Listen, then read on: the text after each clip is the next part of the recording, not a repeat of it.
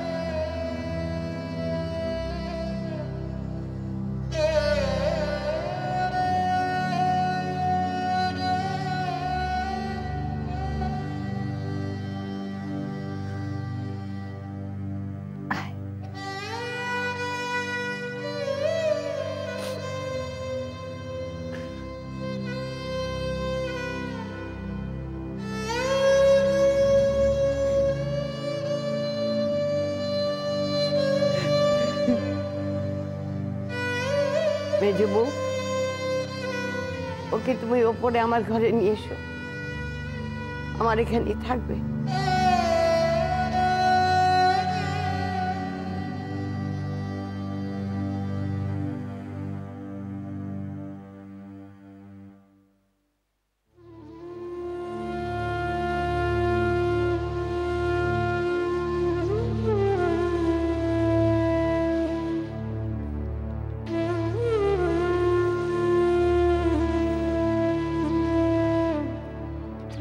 না না, এ তো ভারী কল হলো। তারা বললেন যে মেয়ের দোষে ছেলে মরেছে, আর তুমি অমনি পোটলা পটলি ঘাড়ে করে জন্মের মতো তাকে এখানে নিয়ে চলে এলে। তা কি করতো নাকি? ওই অমানুষগুলোর কাছে রেখে দিয়ে চলে আসতো? আলবাত তাই করা উচিত ছিল। তোর মতো অমানুষ হলে তাই করা উচিত মনে করে। ও কথা বলিস রে পেবো, তাদেরও তো ছেলে মরেছে, আর আমরা হচ্ছে মেয়ের বাড়ি, আমাদেরকে অত মাথা গরম করলে চলে? তাদের মুখের বাক্য শুনে আমি মেয়েকে নিয়ে আসিনি মা। বের সময় থেকেই ছেলেকে যে কাল রোগে ধরেছিল সে কথা তারা লুকিয়ে রাখেনি।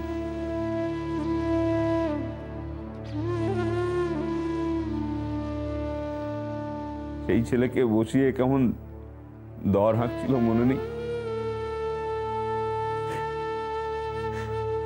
আমার মল্লিকাটাকে ওখানে ফেলে রাখলে ওরা জ্যান্ত রাখতো।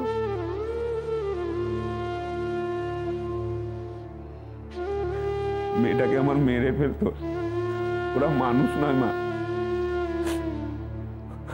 ওরা সব পিশাচ।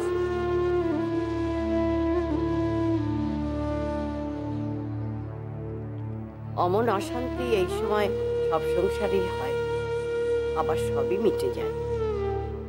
তুই ওকে শ্বশুরে ভিটে ছাড়া করে ভালো করিস।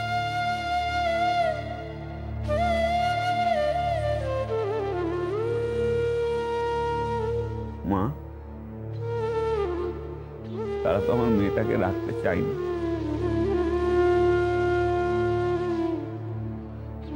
আমি না আনলে যে আমার মেয়েটাকে তারা। ঠিক আছে, এনেই যখন পেরেছিস কদিন থাক, ওরাও শোকটা ভুলুক, তারপরে গিয়ে না একদিন মেয়েকে রেখে আসবি। আচ্ছা আচ্ছা, সে যখন হবে সে হবে, তখন ভাবা যাবে। এখন এসব নিয়ে আলোচনা করার কি আছে? এখন ঠিক হচ্ছে না। তুমি থামো তো মেজদা। বর্দা, তুমি এসব বোঝো না। তোমাকে বোকা শোকা পেয়ে ওরা সুযোগ বুঝে নিজেদের ছেলের বউয়ের দায়খানা চাপিয়ে দিল তোমার ঘাড়ে। দু চারখানা কথা বলে তোমাকে তাকিয়ে দিল, আর তুমিও দায়খানা ঘাড় পেতে নিয়ে চলে। আচ্ছা সারাটা জীবন তো তুমি ওই মেয়ের দায় বইবে?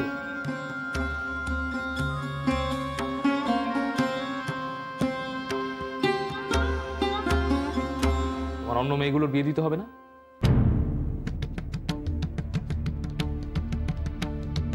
সারা এমন করে কথা বলছে যেন 8 মেয়ের বিয়ে দেওয়া পাপ।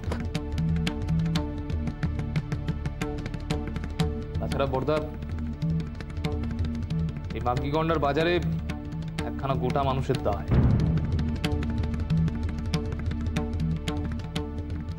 সে কি কম কথা?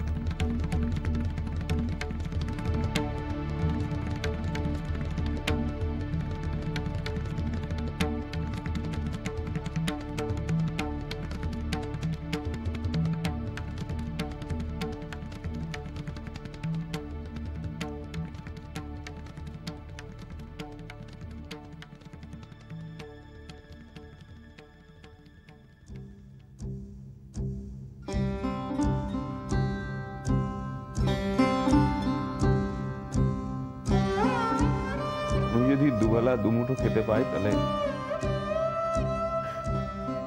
আমার মেয়েটার সংস্থানের ব্যবস্থা আমি করতে পারবো।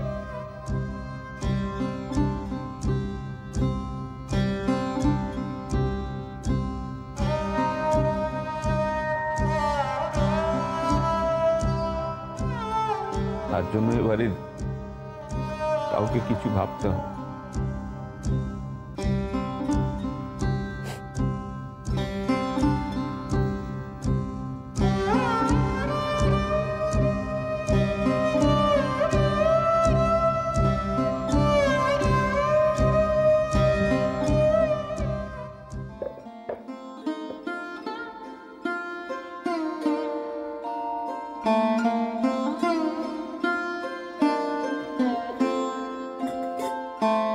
বস।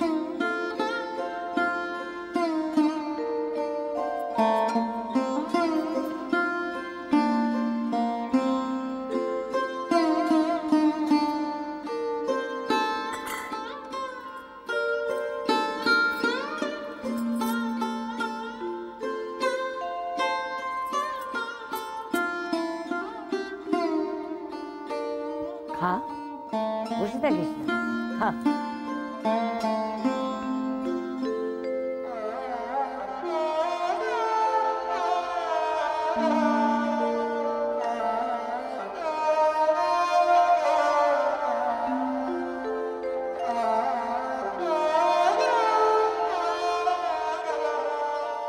খেতে করি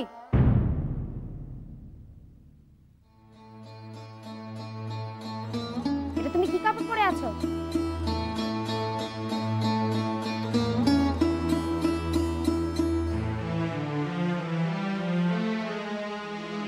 মানে এইটা পরে তোমাকে আমি রান্নাঘর থেকে বেরোতে দেখলাম না আমি?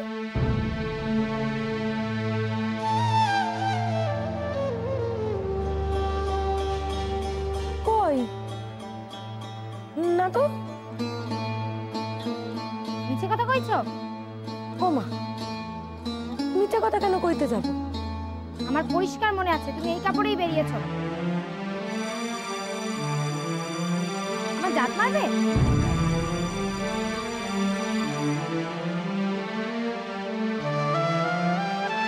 নিয়ে যাও সব, খাবো না।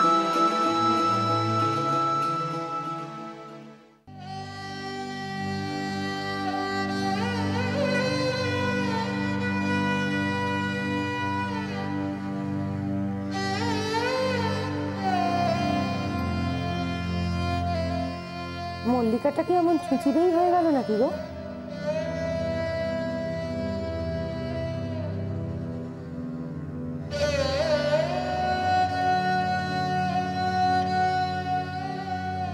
সে যাবো ছোট বউ, তোমাদের হয়ে গেলে তোমরা উপরে যাও,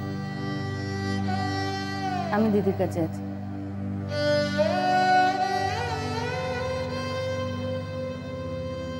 দিদি খেতে ইচ্ছে করছে না?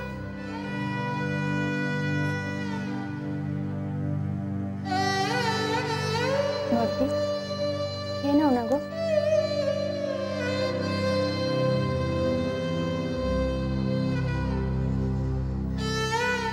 এই খবর এসে থেকে একটা দিনের জন্য তো তুমি ঠিক করে খাওয়া দাওয়া করলে না।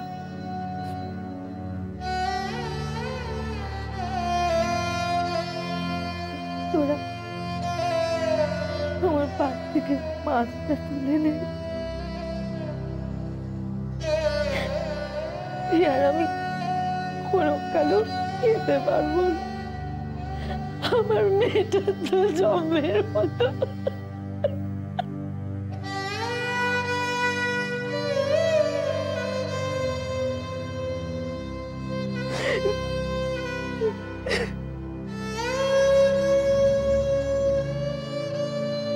কেউ রেখে দাও।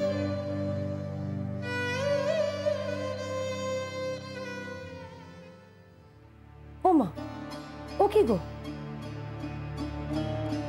মুখের মাঝখানে অমন করে ফেলে দিলে বট্টা করে রকল্লাই না বুঝি?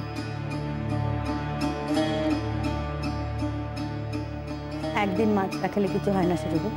সে তুমি কিছু নাই মানতে পারো, কিন্তু সংসারে কল্যাণ অকল্যাণ বলে তো একটা বস্তু আছে নাকি? পদ্মি, ও মাঝখানে তুমি পেলো না, মুখে দাও।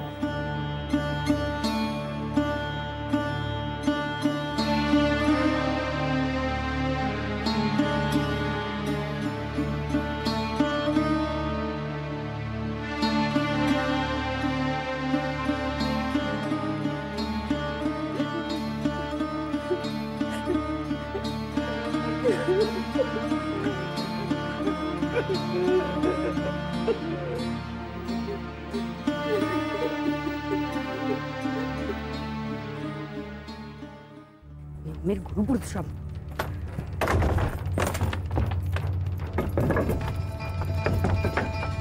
মানুষের চোখের সামনে তার ওইটুকু মেয়ে বিধবা হলো, কষ্টটা কেউ বুঝবে না। দেখছে নিজের মুখে মাছটা তুলতে পারছে না সে, তাও জোর করে মাছ না গেলালে যেন মহাভারত অশুদ্ধ হবে। তুমি খাবে, তুমি খাবে, তো সব মিথ্যে কথা বলে ভয় দেখানো। জিনা ভগবান যদি থেকেই থাকেন তবে তিনি এত নিষ্ঠুর কেন হতে যাবেন? হিন্দুষ্টার কষ্টটা তিনি বুঝবেন না? ঠিক আছে ঠিক আছে, এই নিয়ে আর তোমাকে কুরুক্ষেত্র বাঁধাতে হবে। এমন ধাসটামো দেখে চুপ করে থাকার ক্ষমতা যে আমার নেই তা সবাই জানে। শোনো, এই মাস থেকে মায়ের হাতে কিছু বেশি টাকা দেবে। কেন?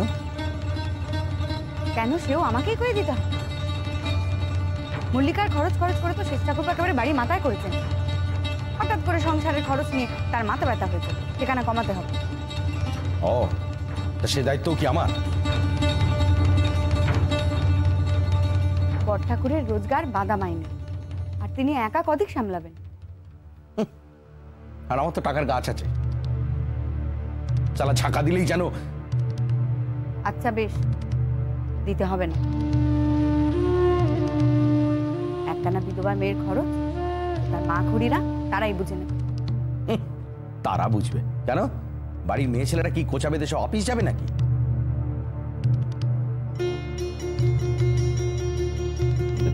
ঠিক আছে ঠিক আছে, সে আমি দিয়ে দেবো ক্ষণ।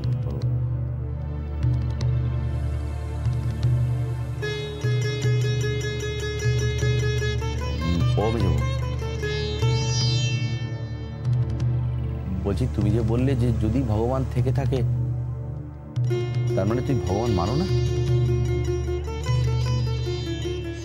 মানে কিনা তা কখনো ভেবে দেখিনি, ভাবলে মানবো কিনা জানি না।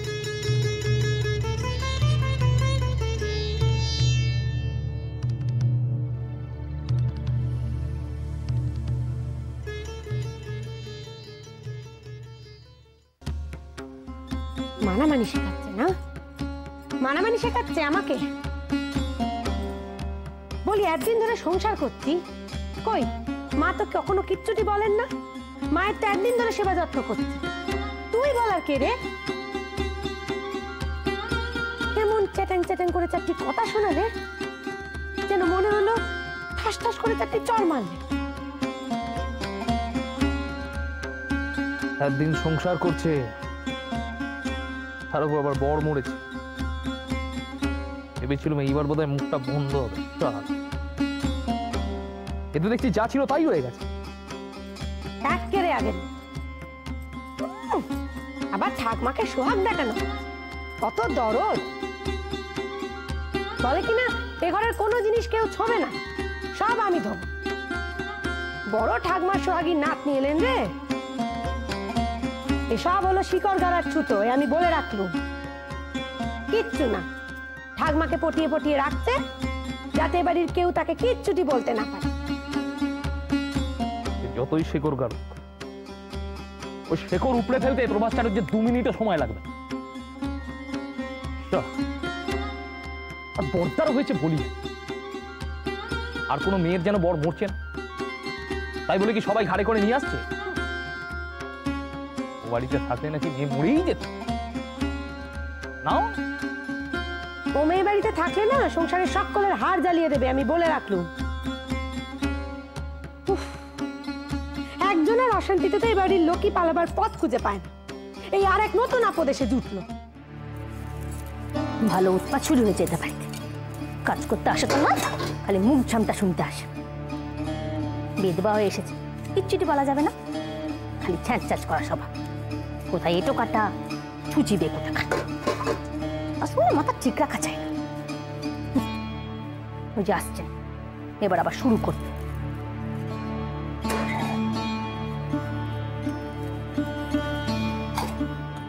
হ্যাঁ গো, তোমার কতখানি জায়গা লাগে এই কটা বাসন মাজতে? কেন, কতখানি জায়গা নিয়েছি শুনি? বলি এবার এগো থেকে তো সারা উঠোন জুড়ে এটো বাসন মাজবি মনে হচ্ছে। বলি চোখে কি তোমার নেবা হয়েছে নাকি বড় দিদিমণি? রোজ যেটুকুন জায়গা নিয়ে মাঝি, আজও সেটুকুন নিয়েছি। পুষ্টির বাসন 2-1টা কি না, যতটুকুন জায়গা মাজা হয়ে যাবে। তুই আমার চোখে নেবা দেখাচ্ছিস? ছোট লোক কোথাকার।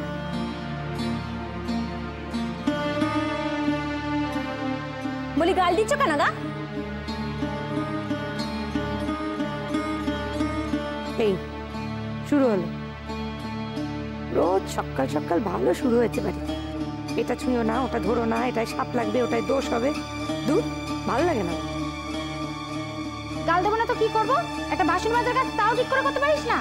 মা গো মা, এই কাজ করে নিজের 8-8টা ছেলেকে বড় করলো, আর তুমি আমাকে শেখাতে এসো আমি ঠিক করে কাজ করতে পারি না।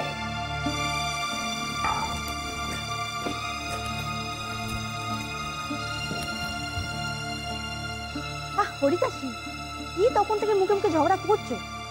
তাড়াতাড়ি হাতের কাজগুলো সারো দেখি। হ্যাঁ, তোমরা সেটা আমাকেই বলবে, আমি তো আর মনীষী নই। দেখেছো দেখেছো কি লাই দিয়েছো তোমরা? আহা, তুই বা কেন তো রাগারাগি করছিস বলতো? দেখ এতগুলো বাসন ওই বা কি করে বল? তবে আর কি, সারা উঠোন জুড়ে ফেলে চড়িয়ে মাজুক। তোমাদের তো কোনো কিছুই মানামানি বেলায় নেই। ঠাকুমা তুমি সত্যিই বুড়ো হয়েছো, নয়তো সারা বাড়ি জুড়ে এমন অনাচার।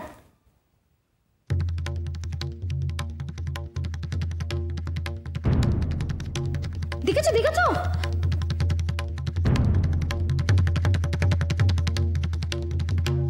রোজ বলি উঠোনটা ধোয়ার পর তারপরে উনুনটা নিয়ে আসবে, আর রোজ সেই তুমি আগেই ওটা নিয়ে আসো। ও মা, তা উনুনে আঁচ দেবো না নাকি?